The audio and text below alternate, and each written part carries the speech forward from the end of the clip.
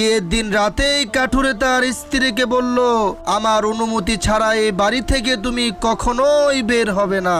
একদিন কাঠুরে কাজের উদ্দেশ্যে অনেক দূরের একটি জঙ্গলে চলে গেল কাঠ কাটতে। তখন তার স্ত্রীর কাছে খবর আসলো তার মা মারা গেছে, কিন্তু স্বামীর অনুমতি ছাড়া বাড়ি থেকে বের হতে নিষেধ করেছে। এজন্য সে তার মাকে দেখতে গেল না। কয়েকদিন পর তার স্বামী বাড়ি ফিরলে স্ত্রী কেঁদে কেঁদে তার স্বামীর কাছে সমস্ত ঘটনা খুলে বলল।